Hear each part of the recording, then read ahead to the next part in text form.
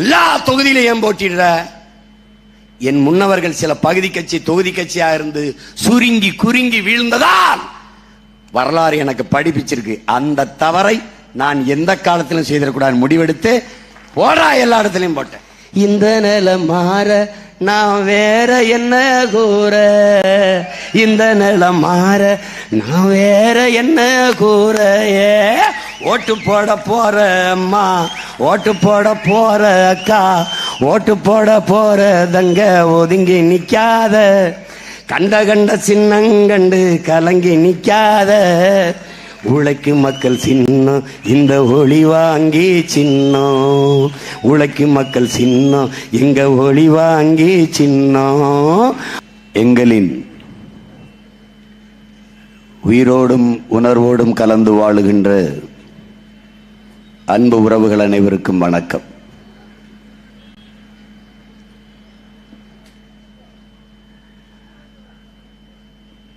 பெரும் பெரும் பேரறிஞர்கள், ஆக பெரும் தலைவர்கள், அவர்களால் சமூக மாறுதலுக்காக செய்யப்பட்டு வந்த இந்த அரசியல் இன்று அதே நோக்கத்திற்காக எளிய பிள்ளைகள் எங்களுக்கு கையளிக்கப்பட்டிருக்கிறது.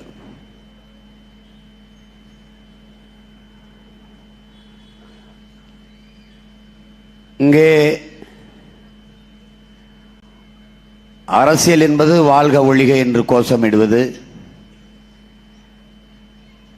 தேர்தல் வரும்போதெல்லாம் 200, 300, 1000, 500 என்று காசை வாங்கி கொண்டு வரிசையில் நின்று வாக்கு செலுத்துவது, தனி மனித அபிமானங்களை தலைமையேற்று நிற்பது, சின்னங்களை பார்த்தே வாக்கு செலுத்துவது, இதுவெல்லாம் நீண்ட காலமாக இருந்த கட்டமைப்பு. புறையோடி போன பன்னெடுங்காலமாக ஏற்கப்பட்டிருக்கிற ஒரு மரபை தகிர்த்து புதிய ஒரு கட்டமைப்பை உருவாக்குவது என்பது எவ்வளவு பெரிய கடுமையான பணி என்பதை வரலாற்றை வாசித்து வந்த பெருமக்களுக்கு தெரியும். இங்கே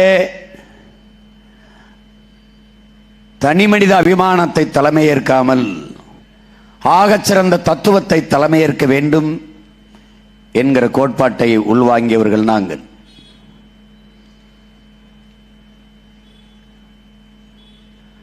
அதைப் போலவே சின்னத்தை பார்த்து வாக்கு செலுத்துகிற முறையை விட்டுவிட்டு அவர்கள் முன்வைக்கிற எண்ணங்களை கணக்கில் எடுத்து அதற்கேற்ப வாக்கு செலுத்த வேண்டும் என்ற கருத்தியல் சிந்தனை கொண்டவர்கள் நாங்கள்.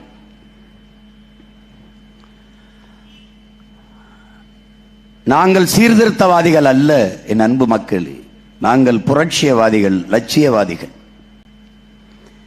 ஏற்கனவே கட்டியிருந்த கட்டடத்திற்கு வெள்ளையடிக்க செப்பனிட வந்தவர்கள் அல்ல. அந்த கட்டடத்தை தரைமட்டமாக இடித்து தகர்த்தெறிந்துவிட்டு புதிய ஒரு கட்டடம் கட்ட வந்த புரட்சியாளர்கள்.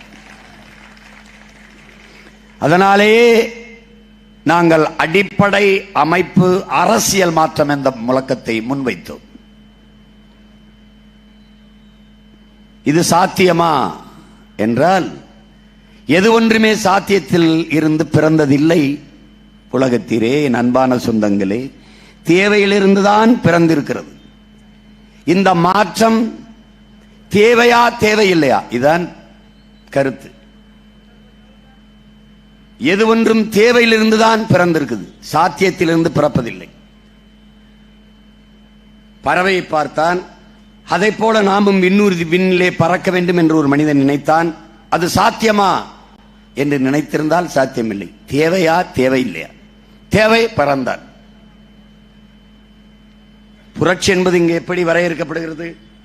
கட்டை வண்டியில் பயணம் செய்து கொண்டிருந்தோம், இன்று கப்பலில் பயணம் செய்கிறோம். புரட்சி இவ்வளவுதான். தொலைதூரத்தில் இருக்கிறவனோட தொடர்பு கொள்வதற்கு அடுத்த நொடியில் அமெரிக்காவுக்கு பேச முடியுது என்றால் வளர்ச்சி, புரட்சி, மாறுதல். தேவை கண்டுபிடிக்கிறது. அப்ப தேவையே கண்டுபிடிப்பின் தாய். Demand is the mother of invention. இப்படிதான் கற்பிக்கிறார்கள். இதான் கோட்பாடு உலகெங்கும் இருக்கிறது. நாங்கள் முன்வைக்கிற அரசியல் தேவையா தேவையில்லையா? சீமான் சாத்தியமில்லாத ஒன்றையே பேசிக் கொண்டிருக்கிறார். சாத்தியம் இல்லை என்று எல்லோரும் நினைப்பதை சாத்தியப்படுத்துகிறவன் எவனோ அவன்தான் புரட்சியாளன். அப்படி முன்னவர்கள்லாம் நினைச்சிருந்தால் இப்படி இல்லை, உலகம் இல்லை. அறிஞர் பெர்னாட்ஷா அவர்கள் பெரும்பாலான மனிதர்கள் உலகிலே உலகம் போற போக்கிலேயே போக நினைக்கிறார்கள். ஆனால் யாராவது ஒருவன் தான் இந்த உலகத்தை தன் போக்கிலே திருப்ப நினைக்கிறான். தொடக்கத்தில் அவன் ஏசப்படுகிறான், அவமானப்படுத்தப்படுகிறான், விமர்சிக்கப்படுகிறான், எள்ளி நகையாடப்படுகிறான். ஆனாலும் பாருங்கள், இந்த உலகம் பெற்றிருக்கிற எல்லா மாறுதலுக்கும் காரணம் உலகத்தை தன் போக்கிலே திருப்ப நினைத்தவன் தான் என்கிறார்.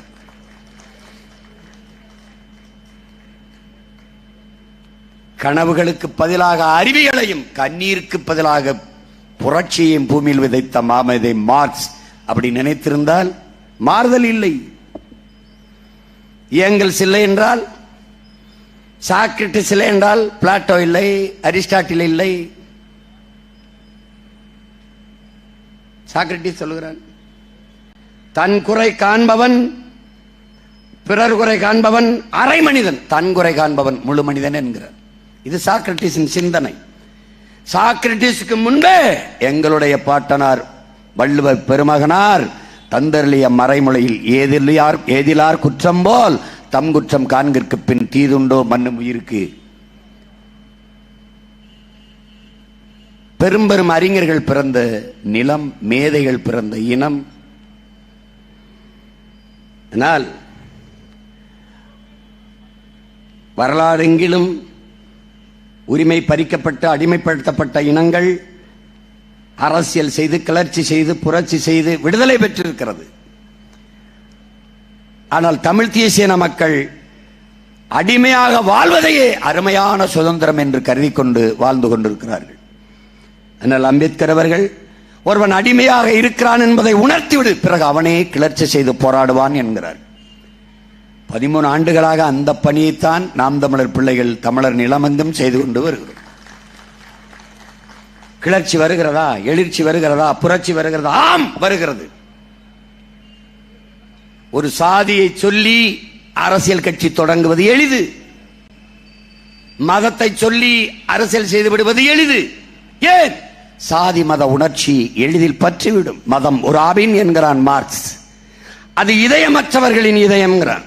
அபின் நாக்களை தொட்டு வச்சன போதை ஏறிடும்.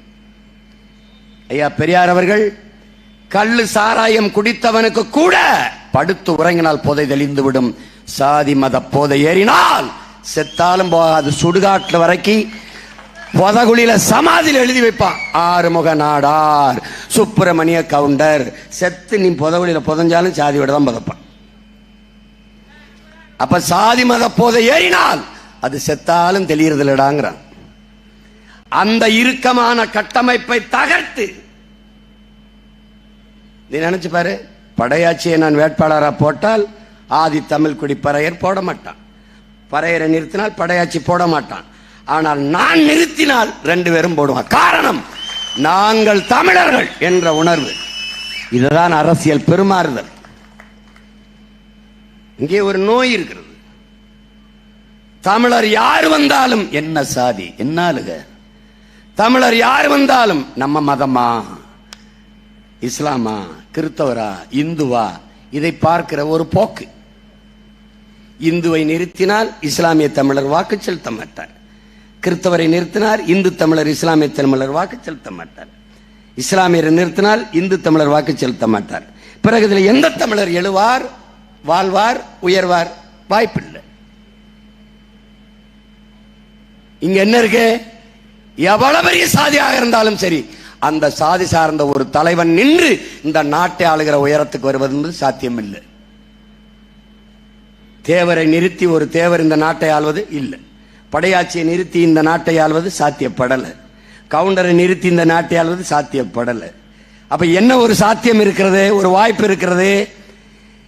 எல்லோரும் சேர்ந்து ஒரு தமிழனை நிறுத்தினால் அந்த தமிழன் இந்த நாட்டை ஆள வாய்ப்பு இருக்கிறது. எம்ஜிஆர்ட்ட கேட்காத சாதி, அம்மையார் ஜெயலலிதா கேட்காத குடிப்பெயர் சாதி, ஐயா எடப்பாடி கிட்ட கேட்கிறான்னா தமிழன் தலைமை ஏற்கிறதுல இவன் தாங்க மாட்டான். அதான் பிரச்சனை. யார் வந்தாலும் அப்படியே தலைமை ஏற்பான்.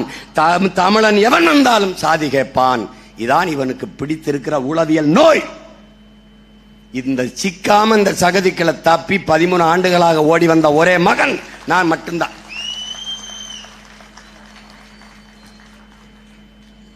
இல்லைன்னா சரி தெரிஞ்சிடும். உன்னை இந்த ஒரு சின்ன சில பகுதி கட்சி தொகுதி கட்சி வச்சு மூடிடுவான். எல்லா தொகுதியிலையும் போட்டிடுற. என் முன்னவர்கள் சில பகுதி கட்சி தொகுதி கட்சியா இருந்து சுருங்கி குறுங்கி வீழ்ந்ததால் வரலாறு எனக்கு படிப்பிச்சிருக்கு. அந்த தவறை நான் எந்த காலத்திலும் செய்திடக்கூடாது முடிவெடுத்து போடா எல்லா இடத்திலையும் போட்டேன். நிக்க வேட்பாளர் வைத்திருக்கிறாரா என்று கேட்டவன் கட்சியிலே நிக்க ஆள் இல்லை. இதுதான் வரலாற்று மாற்றம். பொய் சொல்ற நினைக்கிறியா? 40 இடத்துல போட்டி போட்டிருக்க ஒரே கட்சி நான் மட்டும்தான். அதுக்கப்புறம் அம்மா மம்தா பானர்ஜி, அதுக்கப்புறம் கெஜ்ரிவால். எல்லா இடத்துலையும் போட்டி போட்டுக்கிறது நாங்க 3 பேர் தான். எங்க? இந்தியாவிலேயே ஆணுக்கு பெண் சமம் இல்ல, ஆணும் பெண்ணும் சமம் என்ற கோட்பாட்டை ஏற்று 20 இடம் கொடுத்திருக்க முதல் கட்சி நாம் தமிழர் கட்சி தான். பெரியாரை பேசுபவர்கள் பேசிக்கொண்டுதான் இருப்பார்கள். பிரபாகரன் பிள்ளைகள் தான் நடத்தி காட்டுவார்கள், நிகழ்த்தி காட்டுவார்கள், சாதிப்பார்கள்.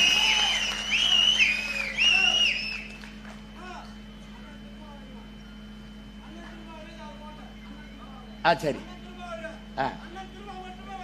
சரி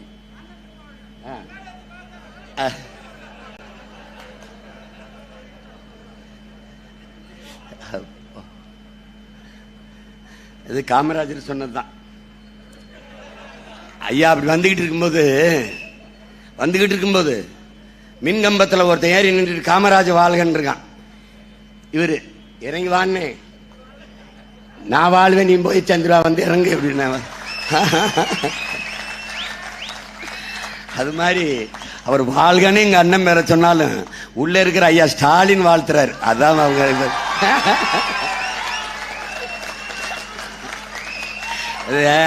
ஐயா ஒரு தடவை பெருந்தலைவர் வந்து நம்ம தாத்தா காமராஜ் இப்படி மேடையில் பேசி இருந்துக்கிறாரு. ஒருத்தன் கூட பேசிட்டே வந்துட்டு இருந்திருக்கான். அப்ப இங்க பக்கத்துல இப்படி இருப்பாங்களா பெரியவங்க, அப்படி இல்லை, அவன் மப்பிள பேசிக்கிறான். கரண்ட்ல ஓடுது அவன் வண்டி. இவர் பெரியவர், ஐயா சும்மா இருந்தேன், அவனா பேசுறான், பாவம் உள்ள இருக்க கருணாநிதி பேசுறான்னு. அப்பதான் அவரு டாஸ்மாக திறந்து வச்ச காலம். இப்ப அவரா வாழ்த்திட்டு போறாரு, உள்ள இருக்கிற ஆஃப் கரண்ட் பேசிட்டு போகுது. வீடு அந்த வழியில எங்க அண்ணனையாவது வாழ சொல்றானே. ஏப்பா நான் ஒரு சோறு விளம்பரம் பார்த்தப்பா, வாழ்க்கையிலே நான் இந்த வேலையை விட்டு போயிடலாம் நினைச்சப்பா. உதயசூரியன் சின்னத்தை வரைஞ்சுப்பா, 110 ரூபாய்க்கு குவார்டர் வித்த கட்சி உங்களுக்கு. ஏய் சிரிக்காத உண்மையிலே எழுதி வச்சிருக்கான் சோகத்துல. 110 ரூபாய்க்கு ஒரு குவார்டர் கொடுத்த கட்சி, அதன் சின்னம் உதயசூரியன் எழுதி வச்சிருக்காங்க. என்ன இவங்க நீங்க சிரிக்கிற? கல்யாணத்துல நம்ம எல்லாம் தேங்காய் பழம் கொடுத்து விடுவோம்ல, சிரிக்காத. மண்டபத்து வாசல என்ன பண்ணுவ, ஒரு பையில தேங்காய் வாழைப்பழம் வெத்தலை தானே கொடுத்து விடுவோம். நம்பி நீ நம்புறியோ இல்லையோ வளைவெளியில் இருக்கு பாரு, ஒரு குவார்டர் உள்ள தள்ளி விட்டு இருக்குல்ல. எப்படி வந்திருக்கு பாத்தீங்களா? இவங்க பேசுறது எப்படி பேசுவாங்க தெரியும்? நம்மள நாங்கள் தான் படிக்க வச்சோம், கொண்டே வருவேன்.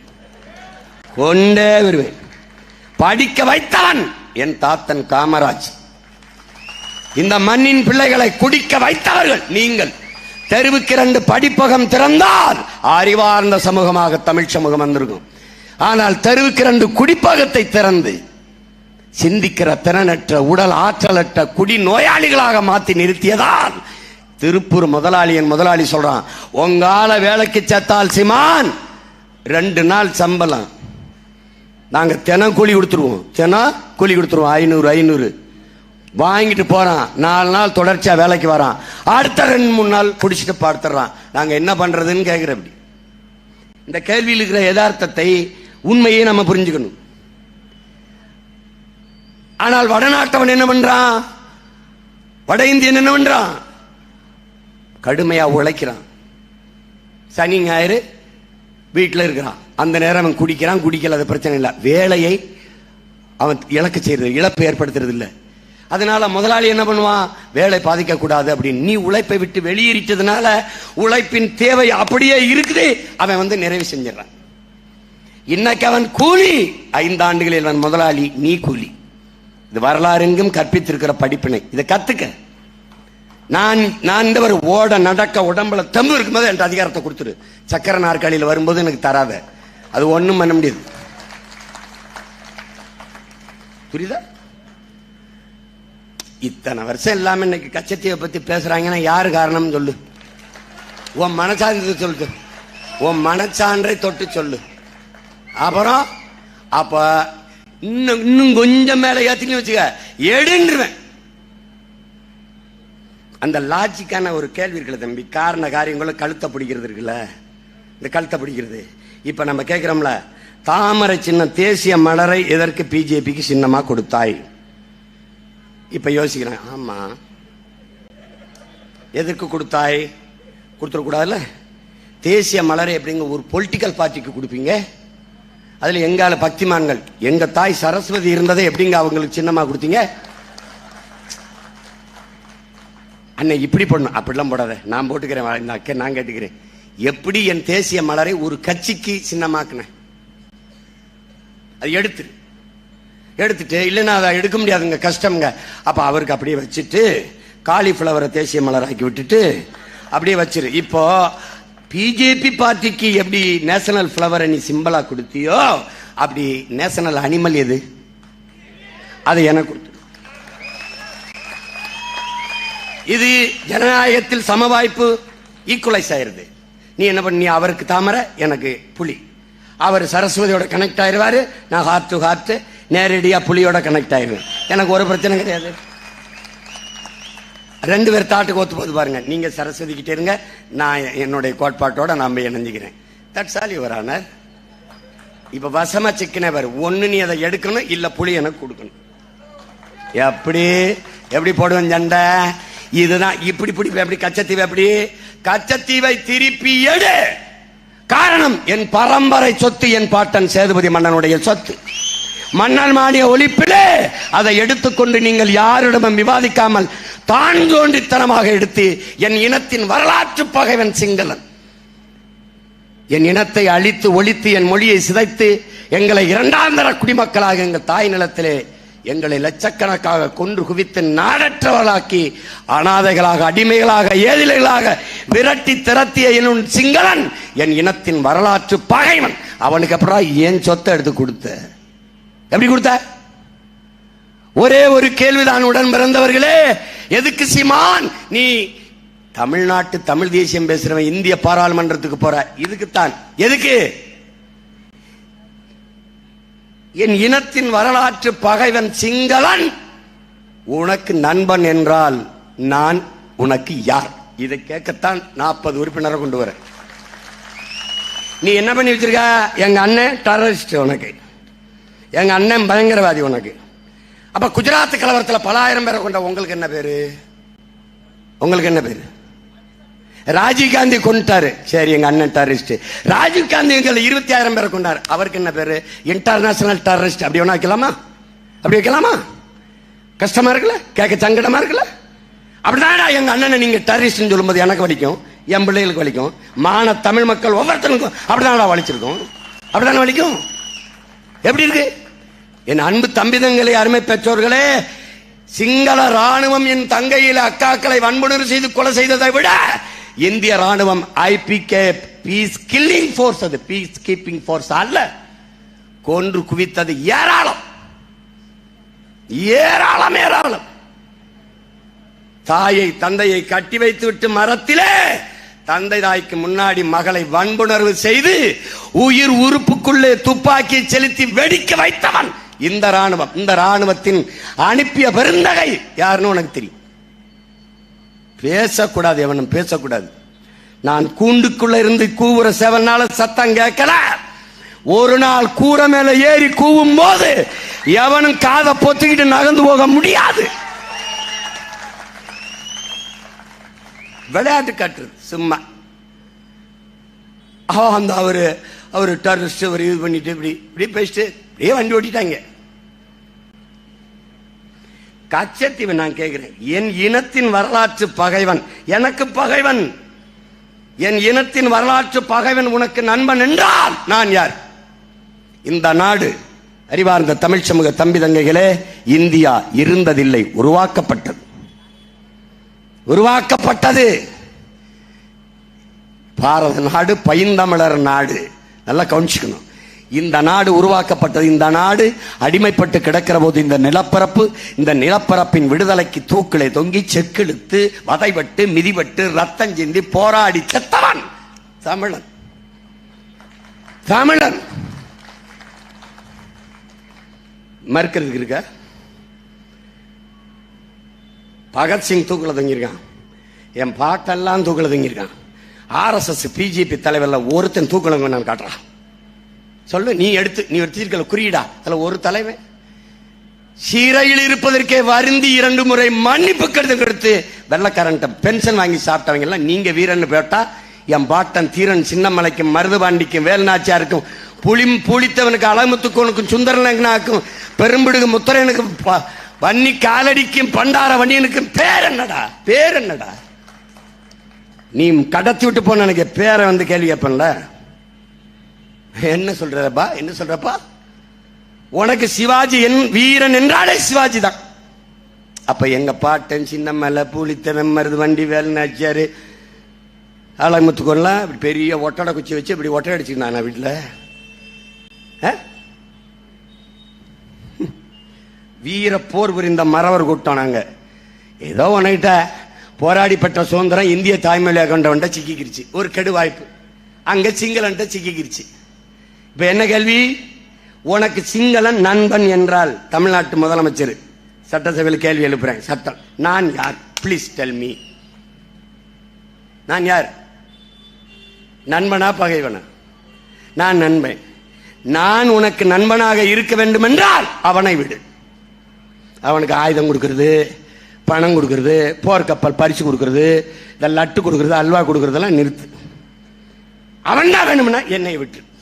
எப்படி இருக்கு இந்த கேள்வி? நான் கேட்கிறேன்னா இல்லன்னு மட்டும் பாரு. இப்ப அதே போடுதான். இப்போ கச்சத்தீவை திருப்பி எடு, முடியாது. அப்ப என்னை பிரிச்சு விடு, என்னை தனியே விடு.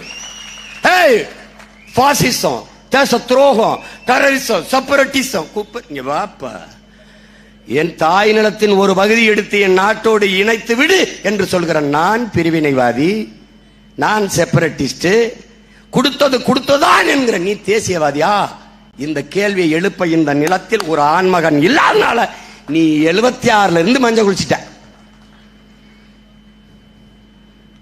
நீ என்னை பாதுகாப்புங்கிற நம்பிக்கை இழந்துட்ட. வலிமை மிக்க கடற்படை கொண்டு நிறுத்தின. என் மீனவ சொந்தங்களை நீ காப்பாற்றுவாய் நான் நம்புனேன். இல்லையே, இல்லையே. 850 மீனவன் செத்துருக்கான் இலங்கை கடற்படையால் சுட்டுக் கொல்லப்பட்டு. இந்த நாட்டின் மீனவன் தாக்கி அழிக்கப்படும் போது தடுத்து காத்தது இந்திய ராணுவம் என்ற ஒரு பெட்டி செய்தி அது நீங்க படித்ததுண்டா? என் உடன் பிறந்தார்களே, செத்து விழுந்த மீனவனை இந்திய மீனவன் என்றாவது செய்தி படித்ததுண்டா? அவர் அந்த நாட்டு ராணுவம், அங்க கடற்படை ராணுவங்களை யாரிடம் இருந்து யாரை பாதுகாக்க? இந்த கேள்விக்கு பதில் சொல். இந்த கேள்விக்கு பதில் சொல்லு. யாரிடம் இருந்து யாரை பாதுகாக்க பாதுகாப்பு பணியை செய்து கொண்டிருக்குது? உன் நாட்டு குடிமகனை இன்னொரு நாட்டு ராணுவம் தாக்கி அழிக்குது, படகை பறிக்குது, அரசுடைமையாக்கி ஏலம் விடுது, வலையை கிரிக்குது. அப்பாவுக்கு முன்னாடி மகனை, மகனுக்கு முன்னாடி அப்பாவை நிர்வாணப்படுத்துது, தண்ணியை கொட்டி விட்டுருது. தண்ணின்னு கேட்டா பிடிச்சு வச்ச மீன்ல இருந்து சிந்திக்க கசிஞ்சு வர அழுக்கு மீன் ரத்தத்தை நக்கி குடியுங்குது. இதுல காட்சிப்படுத்தி பாரு எப்படி இருக்கணும். ஒரு கொலவெறி வரும்பாரு, அதையெல்லாம் பொறுத்துக்கிட்டு ஜனநாயக முறையில் அம்மா ஓட்டு போடுங்கம்மா, அம்மா ஒரு ப்ளீஸ் மேன் கட்டுக்கிட்டு இருக்கா, எங்களுக்கெல்லாம் கோயில் கட்டி கும்பிடும்டா நீங்க. ஆகப்பெரும் ஜனநாயகவாதியாக வாழ்கிறோம். அதுக்கே நீங்க எங்களை கொண்டாடணும். எனக்கு என் தலைவனுக்கு இருக்கிற பிரச்சனை என்ன தெரியுமில்ல? நீ பெரிய வீரனா இருந்த, உன் தம்பி என்னை இந்த நிலத்துல கோலையா விட்டு போயிட்ட. எவன் என்ன செஞ்சாலும் சைத்துக்கிட்ட சிரிச்சுட்டு போண்டி கேடு கட்ட பொழப்பு. என்ன பண்ண ஏதாச்சு பில்டிங் இடிச்சா? சரி சரி கவனமா, நான் வந்து கட்டித்தாரேன். சரி கட்டித்தாரேன் கட்டித்தாரேன் கட்டித்தாரேன் கட்டித்தாரேன் கட்டித்தாரேன். அடுத்த கரண்ட் தெரியுதா? தமிழர்கள் எப்படி இருக்காங்கன்னு, எப்படி வார்த்தை விட்டுருக்காங்க பாத்தியா? இந்த மயக்க நிலையிலேயே நம்மளை வைத்திருப்பதால் தான் இந்த மஞ்ச குளிச்சுட்டு ஆண்டுகிட்டே திர்றான். வா, மேட்ரு சீரியஸா இருக்கு, நீ இதுக்கெல்லாம் போகாத. இப்ப என்ன கதைன்னா, நம்ம மீனவர்களை இந்த பாடுபடுத்துற, இப்ப கச்சத்தீவை பிடிக்கிற நான் என் மீனவனை காப்பாத்த அழுது அழுது முடிஞ்சு போச்சு. வேற நான் 19 வயசுல என் தங்கச்சி ஒருத்தி தாலி எடுத்துட்டாங்க ராமேஸ்வரத்துல. அப்ப கட்சி ஆரம்பிச்சு புதுசு நான் ஜெயிலுக்கு இதுக்குமா போயிட்டு வந்துகிட்டு இருந்தேன். அந்த நேரத்தில் இறந்து போயிட்டாங்கன்னு இந்த மீனை வீட்டுக்கு போனேன்.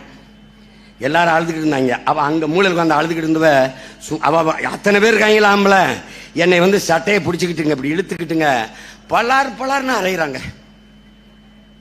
அரைஞ்சு என்ன கேட்குறேன், உன் தங்கச்சி தாலி எடுத்துட்டு இருக்கிறத பார்க்க வந்தியான்னு கேட்குறான். நான் எத்தனை வருஷம் சின்ன மறக்காம இருக்கேன் பாருங்க. எப்படி மறப்பேன்? அப்ப எவ்வளவு வன்மை எனக்கு இருக்கேன். நான் முதலமைச்சராக ஆத்தாக்கு பத்தா பெரியம்மா சின்னம்மா என் தங்கச்சி தாலி எடுத்துட்டு இருக்கிறதாடா, அதுக்காக வந்துருவேன் நினைக்கிறேன். இங்க ஒரு தாலி அறுக்க வச்சவன் தலை இல்லாம செய்யறதுண்டா பிரபாகரம் மகன் இந்த நிலத்துக்கு வர்றேன். அதிகாரத்துக்கு வரணும் சும்மா அப்படியே அப்படி ஆள் கொஞ்சம் பொண்டாட்டி கட்டி பொண்டாட்டி பிள்ளைகளுக்கெல்லாம் பதவி வாங்கி கொடுத்தா அப்படியே பங்களா கட்டி வாழ வைக்கிறதுக்கு இல்ல ராஜா. அதுக்கு வந்தவன் நினைச்சிடாது நீ. நான் நெய்தல் படம் அமைப்பேன். இவர் நெய்தல் படம் எப்படி அமைப்ப? போலீஸை எப்படி ஆள் எடுக்கிற அப்படிதான் நான் எடுப்பேன். தம்பி, போலீஸ் இருக்கு நாட்டை பாதுகாக்க, நீ நம்புற, அப்புறத்துக்கு வீட்டில் ஒரு வாயில் காவலன் செக்யூரிட்டி போடுற, எதுக்கு வாட்ச்மேன் போடுற? அப்படிதான் நீ கோஸ்ட் கார்டு போட்ட, அது வேஸ்ட் கார்டு ஆயிடுச்சு, அதனால போடாண்டா நான் நெய்தல் படை நான் கட்டுறேன். ஆக சிறந்த பயிற்சி. தம்பி அண்ணாமலைகிட்ட கூட சொன்னேன், தம்பி நீ எடுத்திருக்கிறது வெறும் போலீஸ் ட்ரைனிங், நான் எடுத்திருக்கிறது போராளி ட்ரைனிங், ரெண்டுக்கு வா மோதி பார்ப்போம் வா. நீ ரொம்ப சாதாரண என் முன்னாடி ஒன்னு உனக்கு பிரதமர் ஓட்டு கட்டு வருவாரு, ஹோம் மினிஸ்டர் வருவாரு, பினான்ஸ் மினிஸ்டர் வருவாரு, எனக்கு எல்லாமே நான் தான். அப்ப நான் தானடா கத்து. என்னது நீ சும்மா ஏதோ ஒரு ஆட்டம் காட்டிக்கிட்டு அல்லாடிக்கிட்டு.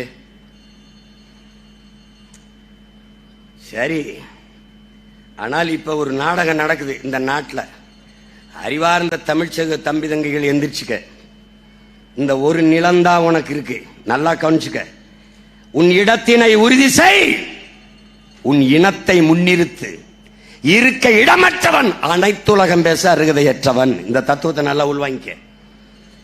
இருக்க இடம் இல்லைன்னா நீ அனைத்துலகம் பேசி அரசியல் பேசுறது அருகதை இல்லை உனக்கு. இங்க நின்றுகிட்டு ரஷ்ய ஏகாதிபத்தியமே அமெரிக்க ஏகாதிபத்தியம் உன்னை கேட்கிறேன் எங்கிட்டு கேட்கிற? தள்ளிப்படா, இடமே ஓ இடம் இல்லை. நீ ஆக்கிரமிக்கப்பட்டு உன் அன்னை நிலம் அடித்து விரட்டப்பட போகிறாய். அங்கே ஆயுதத்தை வைத்து அடித்து விரட்டினான், இங்கே ஆக்கிரமித்து விரட்ட போகிறான். எழுதி வச்சுக்க. தாள் ஏதாவது சும்மா இல்ல சார் பதிவு எழுதி வச்சுக்க. 5 வருஷம் கழிச்சு நடக்கல, அடி வாங்கும் போது என் ஞாபகம் வரும், அண்ணே ஓடியானு அண்ணே ஓடியானு அண்ணே அப்படி வரும்ல. திருப்பூர்ல அடிச்சான் தெரியுமில்ல, அந்த அடி வாங்கி ஓடுறதுக்கு கீழே பதிவு என்ன தெரியுமில்ல, என் குரல் தான். எப்படி? நான் போதிக்கும் போது உங்களுக்கு புரியாது, ஆனால் பாதிக்கும் போது புரியும் சொன்னேன். அதை போட்டிருக்கான். இப்ப பாதிக்குது புரியுதுன்னு. அதனாலதான் இத்தனை பேர் என்னை சுத்தி திரண்டு நிக்கிறான். ஏன்னா அண்ணன் முதுகுல, நம்ம முதுகுல அடி வாங்கும் போது அண்ணன் குளிஞ்சு தாங்கிருச்சு. இப்படி எத்தனை பேர் முதுகுல அண்ணன் அடி வாங்க தாங்க முடியும்? எல்லாரும் சேர்ந்து தடுப்போம்னு இப்ப கிளம்பிட்டான். அதான் இந்த 32 லட்சம் பேர் மான தமிழ் மக்கள் எளிய பிள்ளைகள் எங்களுக்கு ஓட்டு போட்டு 3வது பெரிய அரசியல் கட்சி ஆக்கினார். அவன் வந்தான். இந்த 32 62 ஆக்க முடியும், 62 1 கோடியே 22 ஆக்க முடியும். ஏன்னா நான் குட்டையில வள வீசல, குளத்துல வள வீசல, பெருங்கடல்ல வீசுறேன். தமிழ் பேரினம் என்கிற பெருங்கடலில் முடிஞ்ச வர வீசுறேன். விண்ணை நோக்கி வீசுறேன். என்னை வீழ்த்துவது என்பது சரித்திர கொம்பு. என்னை கொன்று ஒழித்தாலே ஒழிய நான் வென்று முடிப்பதை எந்த கொம்பனாலும் தடுக்க முடியாது. நீ 1000 கோடியை கொட்டு, 5000 கோடியை கொட்டு, வாங்கிக்கிட்டு எனக்கு தான் போடுவான் ஓட்டு. எப்படி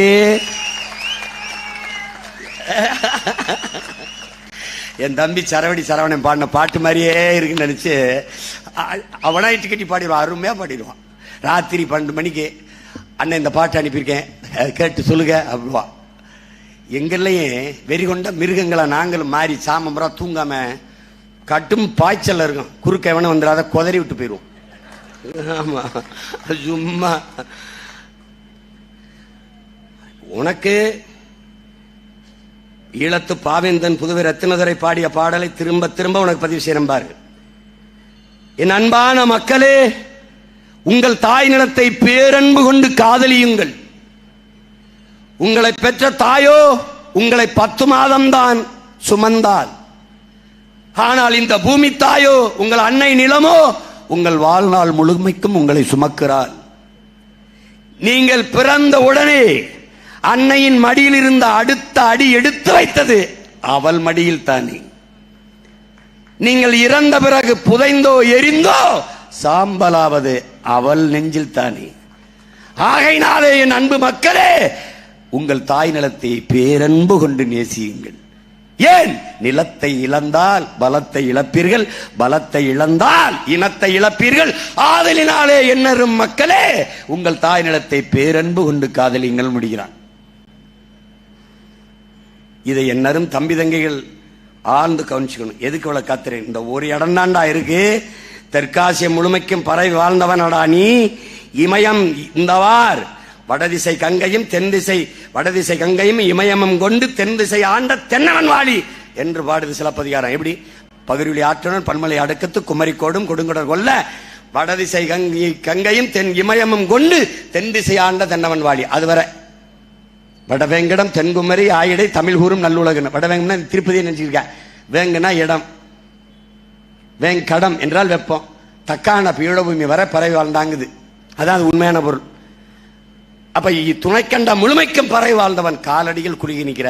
அங்க ஒரு இடம் இருந்துச்சு, அடிச்சு விரட்டிட்டான். இந்த ஒரு நிலம் தான் இருக்கு, விரட்ட போறான். அப்ப என்ன செய்யணும்? விழிப்புணர்வே விடுதலையின் முதல் படி. எந்திரிச்சுக்கணும், எச்சரிச்சுக்கணும், கவனமா இருக்கணும். எப்படி இருக்கணும்? புலியின் விழிகளை போல விழித்திருக்கணும். பாய்ச்சலுக்கு தயாரா இருக்கணும். அப்ப புலி பதுங்குவது பயந்து அல்ல, பாய்ச்சலுக்கு என்பதை அறிவார்ந்த தமிழ் சமூக தம்பிதங்கள் புரிஞ்சுக்கணும். டே 7 அடி நீளம் தாண்ட 70 அடி பின்னோக்கி போறோம். அங்க இருந்துதான் வேகம் எடுத்து ஓடி வந்து தாண்டோம். தாண்ட போறது 7 அடி தான். ஆனால் பின்னோக்கி போனது 70 அடி. 70 அடி பின்னோக்கி போவதாலேயே நாம் பயந்து போகிறோம், தோற்று போகிறோம் என்பது அர்த்தம் அல்ல. 7 அடி முன்னோக்கி பாய்வதற்குத்தான். நல்லா புரிஞ்சுக்க. நீ ஒருத்தன் வாழ்க்கையை வெறுத்துருச்சு, சாகலான்னு முடிவெடுத்துட்டான். என்ன செய்யறது தெரியல. அப்படி சாகலாம் போது அங்க ஒருத்தர் உட்காந்துருக்கான், தாடி முடியுமா, ஒரு பெரிய ஆளு, அப்படியே ஒரு சித்தர், ஒரு ஞானி, ஒரு யோகி, ஒரு எவனும் வச்சுக்கோ. என்ன தம்பி பிரச்சனை பண்ணு? எனக்கு வாழை பிடிக்கலையா, சாக ஒண்ணுமே இல்லையா, எதுவுமே சரியில்லையா, வாப்பான்னு கூட்டி போடுற. காட்டுக்குள்ள நடந்து ஒத்தடி பாதையில 2 பேரும் போறாங்க. போனோன்னு அழகான காடுகள், மூங்கில் காடுகள், பூந்தோட்டங்கள், அப்படி சோலையா இருக்கு. அங்க ஒரு குடிசை. அங்க போய் உட்கார்ந்து பார்த்தோன்னா அந்த அப்படி அவ்வளவு அழகா இருக்கு. பறவைகள், அது சிட்டு கிட்டு பூச்சிகள் வண்டுகள் எல்லாம் போய் அழகா பாட்டு செஞ்சுட்டு இருக்கும்போது பார்க்கும்போது இந்த பூக்கள் அப்படி ரொம்ப அழகா இருக்குது, ரொம்ப அழகா இருக்குது. இந்த மூங்கில் அதுவும் ரொம்ப அழகா இருக்குது அப்படின்னு அவர் சொல்றாரு. இது ரெண்டையுமே, மூங்கிலையும் பூச்செடியுமே ஒன்னாதான் விதை போட்டு வளர்த்தேன். பூச்செடிகள் வேகமாக வளர்ந்து பூத்துட்டது, பார்க்க அழகா இருக்கு. இந்த மூங்கில் பாருங்க, முதல் நாள் தண்ணி ஊத்தினேன், 2 நாள் தண்ணி ஊத்தினேன், 3 நாள் தண்ணி ஊத்தினேன், 4 நாள் தண்ணி ஊத்தினேன், 1 வாரம் தண்ணி ஊத்தினேன், 2 வாரம் தண்ணி ஊத்தினேன், 6 வாரங்களுக்கு மேலாக தண்ணி ஊத்தினேன், முளைக்கவே இல்லை. கடைசியா 60வது நாள்ல லேசா ஒரு மஞ்சள் குறுத்து விட்டு சூரிய ஒளியை பார்க்க ஒருத்த வழியில வந்தாங்க. இவங்க எல்லாம் படபட 6 அடிக்கு மேலே விண்ணை 60 அடி 70 அடிக்கு மேலே விண்ணை உரசுகிற உயரத்திற்கு வேகமாக வளர்ந்து விட்டார்கள். அப்ப அந்த சொல்றான், பூ படக்குன்னு முளைச்சிருச்சு, வளர்ந்துச்சு, ஆனா மூங்கில் அப்படி முளைக்கல. ஏன் இவ்வளவு தாமதம் முளைக்குது? அது தன்னுடைய வேரை உறுதிப்படுத்தி நீண்ட தூரம் வளர்வதற்கும் நீண்ட காலம் வாழ்வதற்கும், நீண்ட உயரம் வளர்வதற்கும் நீண்ட தூரம் வாழ்வதற்கும் உறுதியான கட்டமைப்பை பூமிக்குள்ளேயே செய்து கொண்டிருந்ததுங்கிறான். அதுக்கு நிறைய நாட்களை எடுத்து குறிச்சிருக்கிறான். அந்த மாதிரி நிறைய நாட்களை எடுத்து ஒரு கட்டமைப்பை உருவாக்கி விண்ணை உரசுகிற மூங்கில்களாக வளர்கிற கட்சி தான் நாம் தமிழர் கட்சி.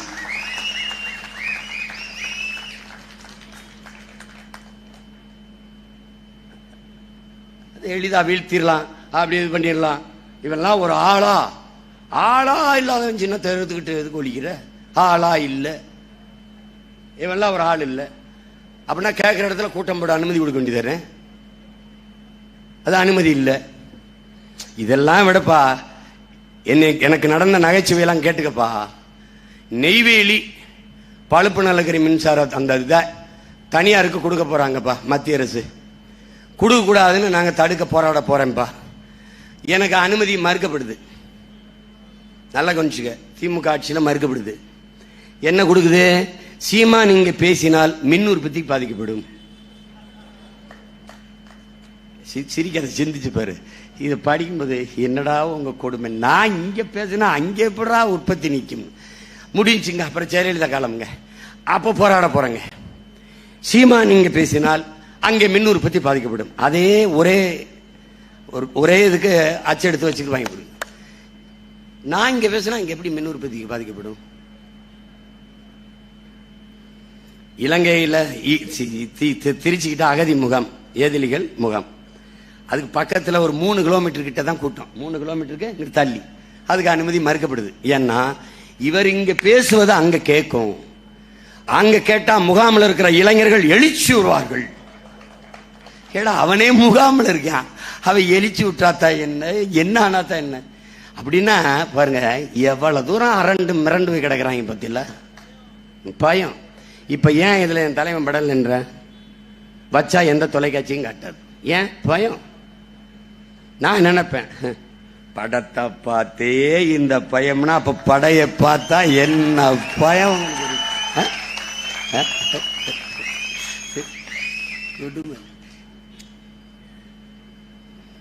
நீ அப்படி மடக்கி ஒடுக்கி வைக்கிறதுக்கு நான் கொடை இல்லை, புலிப்படை என்பதை புரிஞ்சுக்கிட்டு நீ என் ஆட்டம் காட்டணும். இதெல்லாம் ஒன்றும் கிடையாது. நீ யார்கிட்டயோ ஓட்டு கேட்கிற, நான் என் ஆத்தால பண்ற ஓட்டு கேட்கிறேன். என்னை பெற்ற தாய் தின்னுட்ட என் உடன் பிறந்த அக்கா தங்கச்சிட்டு ஓட்டு கேட்கிறேன். எனக்கு இருக்கிற உரிமை எவனுக்கு இருக்காது. ஏன்னா நீ பட்டி எடுத்து பாரு.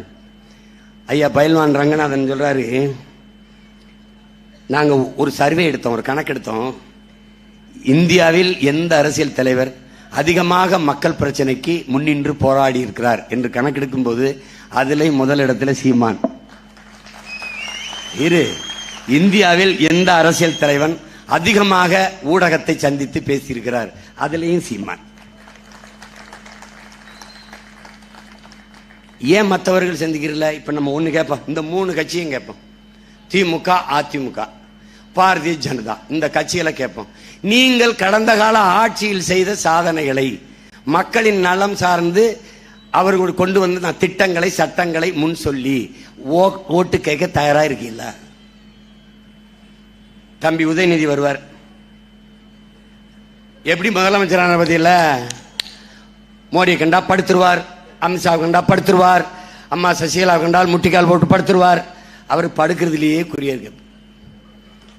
பாருங்க, ஒரு மனிதன், அவர் ஒரு பெரியவர், அப்பா வயதை ஒத்தவரை போயிட்டு படுத்துருவாரு படுத்துருவாரு படுத்துருவாரு.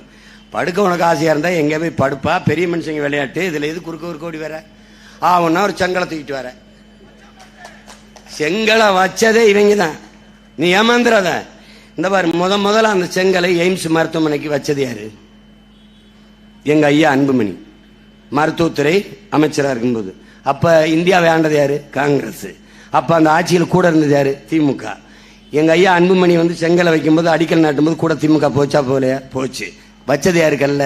இவங்க தான். அந்த கல்லை திருப்பி ஒரு தடவை எடுத்து ஐயா மோடி ஆட்சிக்கு வந்தோன்னா வைக்கிறது. இது எப்படி தெரியுமில்ல? எப்படி தெரியுமில்ல? மரம் நடு விழா, அரசு விழா. அந்த விழாவில் அமைச்சர் வந்துட்டாரு, நடனம் மரத்தை நடங்கும் போது இந்த இடத்துல நடப்போகும்போது அங்கே கூட இருந்த அதிகாரிகள், ஐயா வேணாம் வேணாம் வேணாம் வேணாம், இங்கே நடுவோம். ஏன் 15 வருஷமா அங்கதான் ஏன் நட்டுக்கிட்டு இருக்கான்? உங்களுக்கு புரியுதா? ஏன்னா அதே இடத்துல நடுவாங்க. அது வளருதா வளரலையா? நம்ம ஆளுக்கு எப்படின்னு பாரு. அம்மையார் ஜெயலலிதா 69 பிறந்த நாளைக்கு 69 லட்சம் மரக்கண்டுகளை நடுவது அப்படின்னு ஒரு கண்டு நடல. முழு பக்கத்தால மரமா போட்டு 69 லட்சம் மரம்னு போட்டு விட்டுறோம். தாள்ல நடுவாங்க, தரையில நடமாட்டாங்க. புரியுதா? இதுதான் இவங்க கோட்பாடு, கொள்கைகள், இவங்க நிர்வாக முறை. அந்த மாதிரி அந்த நட்ட கல்லு தான் அது. அதை தூக்கிட்டே திரா இப்படி பாருங்க. முட்டி போட்டார், தவழ்ந்து வந்தார், இப்படி பதவியை வாங்கினார். முட்டி போட்டால் தவழ்ந்து வந்தார். உங்க தாத்தா மட்டும் என்ன போட்டார்? முட்டையா போட்டார். அவர் என்ன பண்ணார்? பேரறிஞர் அண்ணா என்கிற பெருந்தகை உருவாக்கிய கட்சி. அவருக்கு கோட்பாடு, கொள்கை இருந்த ஒரு கெடுவாய்ப்பு தமிழ் பேரினத்திற்கு. இவர்களைப் போல 10 ஆண்டு 15 ஆண்டு ஆளுகிற வாய்ப்பு அந்த மகனுக்கு இருந்திருந்தால் இந்த நாடு எவ்வளவோ உயரத்திற்கு வளர்ந்திருக்கும். ஒரு கெடுவாய்ப்பா அவ்வளவு கஷ்டப்பட்டு 49 தொடங்கி 67 ஆட்சியை பிடிச்சு 1.5 ஆண்டுகளை இறந்து போயிட்டது. அதுக்கப்புறம் ஒரு கொடுந்துயரம். ஐயா பேரறிஞர் அண்ணாதுரை அவர்கள் ஆட்சியில ஒரே ஒரு அமைச்சர் மேல ஊழல் குற்றச்சாட்டு வருது, பொதுப்பணித்துறை அமைச்சர் மேல. யாரா இருக்கும் நீ நினைக்கிற? இது சேம் பிளட். அண்ணா இறந்துட்டாரு, யார் மேல ஊழல் குற்றச்சாட்டு வந்ததோ அவர் கையிலேயே நாடும் அதிகாரம் போயிடுச்சு, நாடு நாசமா போயிடுச்சு. That's all your honour. இவ்வளவுதான் நடந்தது டாக்டர், இவ்வளவுதான். இது என்ன பண்ணுவ நீ? கொடுமை. அண்ணா வரைக்கும் சரியா இருந்தது. மதுவை விற்று வருகிற காசு குஷ்டரோகி கையில் இருக்கிற வெண்ணைக்கு சமம் என்று தூக்கி போட்டவர் பேரறிஞர் அண்ணா. இன்னைக்கு குஷ்டரோகி கையில் இருக்க வெண்ணையை விழுந்து விழுந்து நக்கி கொண்டிருப்பவர்கள் அந்த பெருமகனார் பேரை சொல்லி ஆட்சி செய்கிறவர்கள் தான். கொடுமை. ஒரு அமைச்சர், நிதியமைச்சர் படிக்கிறாருங்க சட்டசபையில், 45,000 கோடிக்கு விற்கிற டாஸ்மார்க்கை 50,000 கோடியாக உயர்த்துவதற்கு நாங்கள் திட்டங்கள் தீட்டியுள்ளோம் அப்படின்னு. எப்படி? 45,000 பேரை தாலி எடுத்திருக்கோம், அதான் 50,000 பேரை ஆக்குறதுக்கு முயற்சிக்கிறோம். என்ன பொருளாதார மேதைகள் வல்லுநர்கள் கூடிய திட்டம்? பாலின் சந்தை மதிப்பு 9 லட்சம் கோடி. வாங்க ஓடி ஆவின் பால் விற்கிறாய். எங்க பதில் எங்க? எத்தனை முறை கேட்கிறேன். மாட்டு பால் விற்கிற அரசு மாடங்க. ஒரு காலம் வரும், நான் மாடு வளர்ப்பேன், அரசு பணி. ஆடு வளர்ப்பேன், அரசு பணி. மீன் பிடிப்பேன், நானே பிடிப்பேன். என்னை எவன் தொடரான்னு பாக்குறேன் சிங்களன். நான் மீன்பிடி அந்த வேலையை அரசு பணியா மாற்றி என் மக்களுக்கு நானே படகு நான் வாங்கி கொடுப்பேன். 1 கோடியா, இந்த இது 2 கோடி வருதா, 3 கோடியா, போ மீனை பிடிச்சி. நீ என்ன சம்பளத்தை வாங்கிக்கலாம், இன்னும் என்ன வேணும், போனிம்போ. மீன் பிடிக்கிற சந்தை வாழ்விடத்துல கட்டி கொடுப்பேன். இந்த மாதிரி தூக்கி அங்க கொண்டு போ, இங்க போ, சீட்டின் கொண்டே வருவேன். ஏன்? என் 4வது தாய்க்குடி பரதவர்கள். நீ மீன் பிடிக்கிறனால காரண பெயர் மீனவங்கிற, அவன் குடிப்பெயர் பரதவன். ஆதிக்குடி நான் குறவன், 2வது குடி நான் கோன், 3வது குடி நான் வேளாளர், 4வது குடி பரதவர். இதான் என் தாய்க்குடி. இதுல தான்டா உலகம். போய் கேட்டு பார்த்துக்க, ஆய்வு செஞ்சு பார்த்துக்க. எல்லா பயிலும் எங்கள்ல இருந்து வந்தவன் தான். நான் வேளாண்மை எப்படி அரசு பணியா மாற்றுவனோ அப்படி மீன்பிடித்தலே அரசு பணியா மாற்றிடுவேன். நானே மருதம் அங்காடி, குறிஞ்சி அங்காடி, நெய்தல் அங்காடின்னு போட்டு கடையை போட்டு நானே விற்பேன். படித்தவர்களுக்கு வேலை. நீ இந்த ஸ்மார்ட்டோ ஸ்விக்கி இதெல்லாம் போடுறீல, அது மாதிரி. தம்பி சொல்லுங்கம்மா, வணக்கம், நெய்தல் அங்காடி. அம்மா சொல்லுங்கம்மா. அப்பா நல்ல அழகா நல்ல மீனுமா, 1.5 கிலோப்பா, விருந்தாளி. சரிங்கம்மா, முகவரி சொல்லுங்கம்மா. சரிங்கம்மா. வெட்டி அழகா அப்படி எங்கால் போட்டு அழகா கொண்டு கொடுத்துட்டு வந்துருவான். யாருமே? Government employee. நீ 2 கோடி பேருக்கு வேலை கொடுக்கணும்னு சொன்ன மோடி எப்படி கொடுப்பீங்க? உன்ட்ட பிளைட்ல சொந்தமா அதுல வேலை செஞ்சிருப்பான். தொடர் வண்டி இருந்துச்சு, அதையும் கொடுத்துட்ட. எல்லாத்தையும் தனியார் கொடுத்துட்டு எப்படி? இப்ப ராணுவ வீரன்லாம் நம்மால் நினைச்சிட்டு இருக்கியா கவர்மெண்ட்னு? 100 விழுக்காடு அந்நிய முதலீடு. நான் ஒரு கேள்வி கேட்கிறேன். துப்பாக்கி யார்ட்ட வாங்கினேன்? பீரங்கி யார்ட்ட வாங்கினேன்? ரபேல் போர் விமானம் பிரான்ஸ்ட்டு, பீரங்கி இஸ்ரேல்ட்டு, துப்பாக்கி ரஷ்யாட்ட. இப்படி ஒவ்வொரு நாட்டிலையும் ஒவ்வொன்றா வாங்கி யாரோட சண்டை ஓட்டி என்னை காப்பாற்ற போற? பேச மாட்ட. கச்சத்தீவை திருப்பி எடுப்பேன் தேர்தல் நேரத்தில் அப்படி வீரமா பேசுற நீங்க. அருணாச்சல பிரதேசத்தில் 11 மாவட்டங்களுக்கு, சிரிக்காத, 11 மாவட்டத்திற்கு மேல பல மலைகளுக்கு பேர் வச்சு, சீனாவில் பேர் வச்சு 30 இடத்துக்கு மேல அவன் போர்டு வச்சுட்டு போயிட்டான், பலகை வச்சுட்டு போயிட்டான். சீனா அருணாச்சல பிரதேசத்திலிருந்து சீனாவுக்குள்ள வர்றதுக்கு யாருக்கும் பாஸ்போர்ட் விசா தேவையில்லை. ஓ நாடு அருணாச்சலம், ஏன் நாடு வான்ட்டான். ஏன் அந்த வாய்ஸ் ஒண்ணு காணும்? ஏன் அமைதியா இருக்கிய?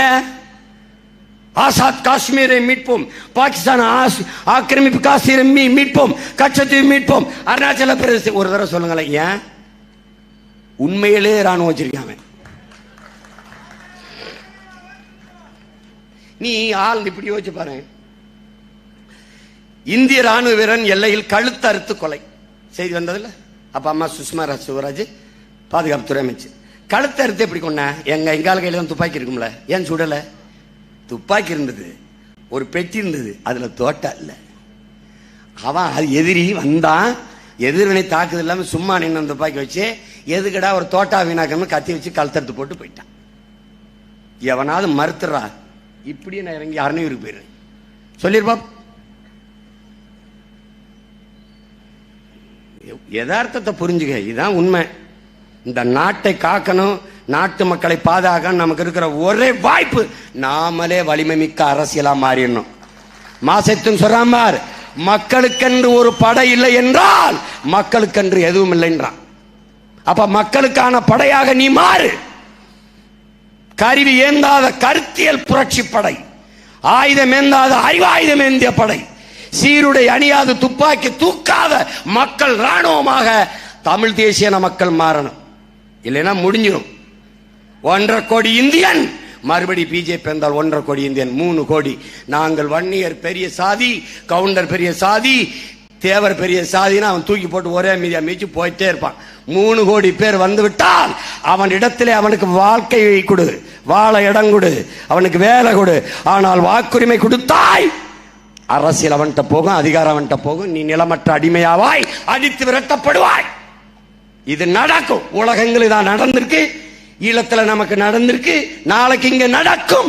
எச்சரிச்சுக்க. இவ்வளவுதான் என்னால சொல்ல முடியும். என் மேல நம்பிக்கை இருந்தா எனக்கு ஓட்டு போடு, இல்லைன்னா என்னை விட்டு. நான் வந்து இந்த ஊர் எல்லையில நின்று ஐயனார் மாதிரி பெரிய அருவாளோட நின்று என் மண்ணை மக்களை பாதுகாப்பேன் என்கிற நம்பிக்கை இருந்தால் என் தலைவன் பிரபாகரன் இருக்கிற வரை சீனா உள்ள வந்தானா? யாராவது சொல்லு, வந்தானா இலங்கைக்குள்ள? அப்போ என் மீனவனை தொட்டானா சிங்களன்? இல்ல.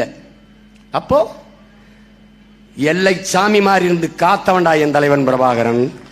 6000 சதுர கிலோமீட்டர் காட்டை எல்லை சாமி போல காவல்காரனா இருந்து காத்தவன்டா எங்கள் ஐயா வீரப்பன்.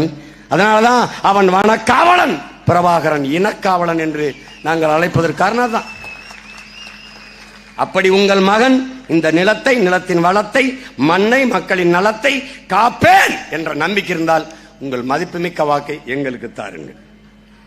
தென் சென்னையிலே போட்டியிடுகிற அன்பு தாய் தமிழ்ச்செல்வி அவர்களுக்கு முனைவர், கல்லூரி பேராசிரியர், கடந்த முறை பாராளுமன்ற தேர்தலிலே எங்க அம்மாவை தான் நான் வேட்பாளராக நிறுத்தினேன். பணி ஓய்வு கிடைக்கல, பணி ஓய்வு பெற்ற பிறகு இப்ப நிறுத்திருக்கேன். அவர்களுக்கு வாக்கு செலுத்துங்கள். ஆகச் சிறந்த அறிவார்ந்த சமூகமாக உருவாக்க துடிக்கிற பெருமகளுக்கு நீங்கள் கொடுங்கள். அடுத்து என் தம்பி மத்திய சென்னையில் நிற்கிற கார்த்திகை, மருத்துவர், சிறந்த ஆற்றலாளன், திறன்மிக்க இளைஞன். அவனுக்கு இதே மைக் சின்னத்தில் வாக்கு செலுத்தி வெற்றி பெற செய்யுங்கள். ஓட்டு போட போற ஒன்ன ஒதுங்கி நிக்காத, கண்ட கண்ட சின்னங்கண்டு கலங்கி நிக்காத, உழைக்கும் மக்கள் சின்னம் இந்த ஒளி வாங்கி சின்னம், உழைக்கும் மக்கள் சின்னம் இந்த ஒளி வாங்கி சின்னம். நாள்தோறும் பாடுபட்டோம் ஆனாலும் துன்பப்பட்டோம், யாரார்க்க ஓட்ட போட்டோம், ஓட்டாண்டி ஆகி புட்டோம். இந்த நிலை மாற நான் வேற என்ன கூற, இந்த நிலை மாற நான் வேற என்ன கூற. ஓட்டு போட போற பொண்ண ஒதுங்கி நிக்காத, கண்ட கண்ட சின்னங்கண்டு கலங்கி நிக்காத. உழைக்கும் மக்கள் சின்னம் இந்த ஒளி வாங்கி சின்னம், உழைக்கும் மக்கள் சின்னம் இந்த ஒளி வாங்கி சின்னம்.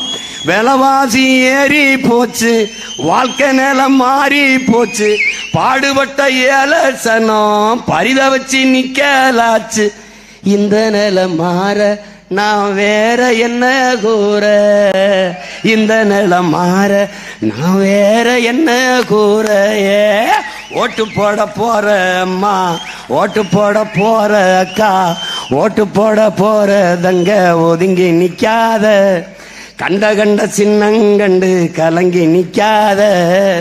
உழைக்கும் மக்கள் சின்னம் இந்த ஒளி வாங்கி சின்னம், உழைக்கும் மக்கள் சின்னம் இங்க ஒளி வாங்கி சின்னம். உண்மைக்கு, நேர்மைக்கு, தூய்மைக்கு, எளிமைக்கு, நாட்டு மக்களின் நன்மைக்கு, நல்ல தலைமைக்கு ஒரே சின்னம் மைக். மைக் சின்னத்திலே வாக்கு செலுத்தி வெற்றி பெற செய்யுங்கள் எங்கள் உயிருக்கினிய உறவுகளே.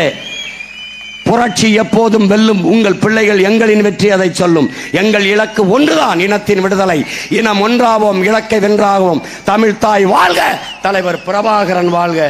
நாம் தமிழர்.